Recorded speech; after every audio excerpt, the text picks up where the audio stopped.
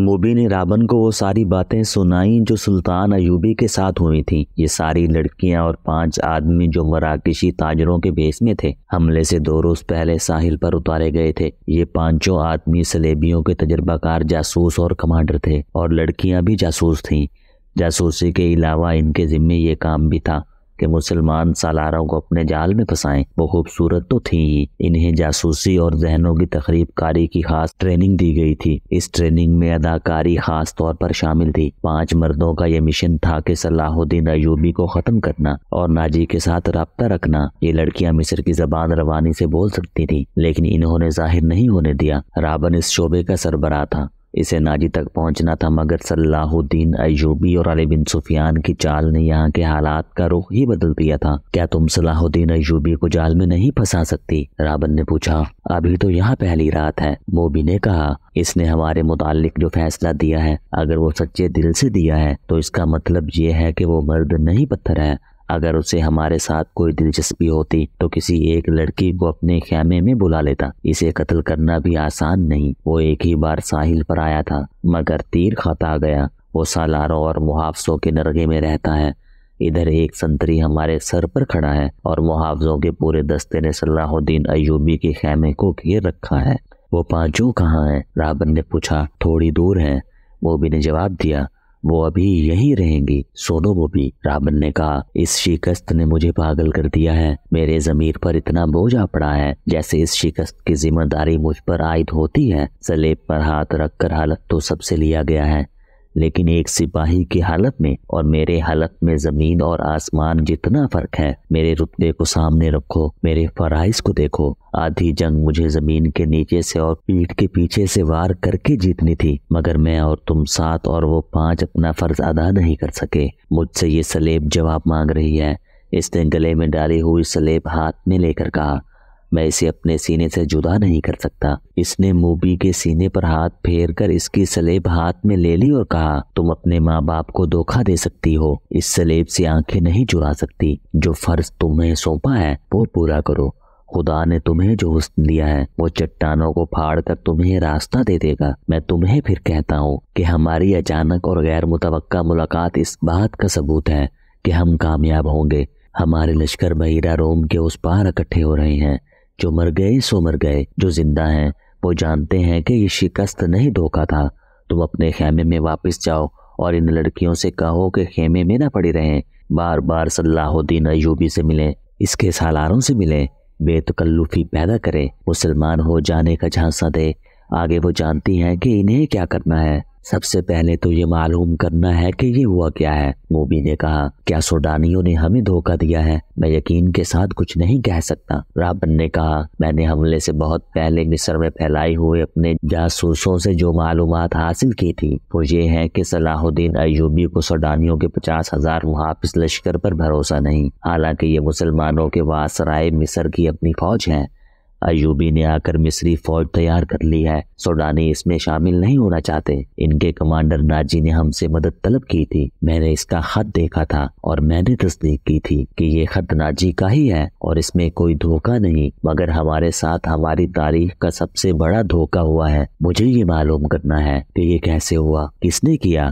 میں یہ چھان بین کے بغیر واپس نہیں جا سکتا۔ شاگ سٹس نے بڑے فخر سے کہا تھا کہ میں مسلمانوں کے گھروں کے اندر کے بھید معلوم کر کے ان کی بنیادیں ہلا دوں گا۔ اب تصور کرو موبی، شہنشاہ کے دل پر کیا گزری ہوگی۔ وہ مجھے سزائے موت سے کیا کم سزا دے گا۔ سلیب کا قہر مجھ پر الگ نازل ہوگا۔ میں سب جانتی ہوں، موبی نے کہا۔ جذباتی باتیں نہ کرو، عمل کی بات کرو اور مجھے بتاؤ میں کیا کروں۔ رابن کے اعصاب پر اپنا فرض اور شکست کا احساس اس حد تک غالب تھا کہ اسے یہ بھی احساس نہیں تھا کہ موبی جیسی دلکش لڑکی جس کے ایک ایک نقش اور جسم کے انگ انگ میں شراب کا طلسم بھرا ہوا تھا، اس کے سینے سے لگی ہوئی ہے، اور اس کے ریشم جیسے ملائم اور لمبے بال اس کے آدھے چہرے کو ڈھانپے ہوئے ہیں۔ رابن نے ان بالوں کے ملائم لمس کو ذرا محسوس کیا اور کہا، وہ بھی تمہارے یہ بال ایسی مضبوط زنجیریں ہیں جو صلاح الدین ایوبی کے گرد لپٹ گئی تو وہ تمہارا غلام ہو جائے گا۔ لیکن تمہیں سب سے پہلے جو کام کرنا ہے وہ یہ ہے کہ کرسٹوفر اور اس کے ساتھیوں سے کہو کہ وہ تاجروں کے بھیس میں ناجی کے پاس پہنچے اور معلوم کرے کہ اس کے لشکر نے بغاوت کیوں نہیں کی اور یہ راز فاش کس طرح ہوا کہ اس سے فائدہ اٹھا کر صلاح الدین ایوبی نے گنتی کے چند ایک دستے ایک ہاتھ میں بٹھا کر ہماری 3 افواج کا بیڑا غرق کر دیا، اور انہیں یہ بھی کہو کہ معلوم کریں کہ ناجی صلاح الدین ایوبی سے ہی تو نہیں مل گیا، اور اس نے ہمارا یہی حشر کرانے کے لیے ہی تو خط نہیں لکھا تھا۔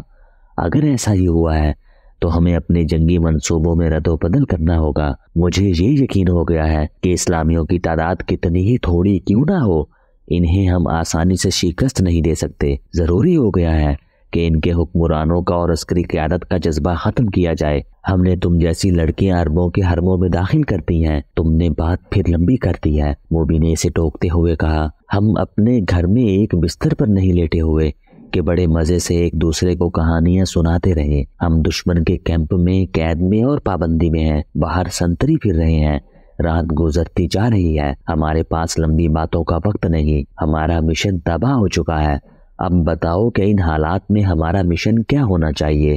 ہم 7 لڑکیاں اور 6 مرد ہیں، ہم کیا کریں؟ ایک یہ کہ ناجی کے پاس جائیں اور اس کے دھوکے کی چھان بین کریں، پھر کسے اطلاع دیں؟ تم کہاں ملو گے؟ میں یہاں سے فرار ہو جاؤں گا، رابن نے کہا، لیکن فرار سے پہلے اس کیمپ، اس کی نفری اور ایوبی کے آئندہ عزائم کے متعلق تفصیل معلوم کروں گا۔ اس شخص کے متعلق ہمیں بہت چوکنا رہنا ہوگا۔ اس وقت اسلامی قوم میں یہ واحد شخص ہے جو صلیب کے لیے خطرہ ہے، ورنہ اسلامی خلافت ہمارے جال میں آتی چلی جا رہی تھی۔ شاعر لرک کہتا تھا کہ مسلمان اتنے کمزور ہو گئے ہیں کہ اب ان کو ہمیشہ کے لیے اپنے پاؤں میں بٹھانے کے لیے صرف ایک حلے کی ضرورت ہے، مگر اس کا یہ عزم محض خوش فہمی ثابت ہوا۔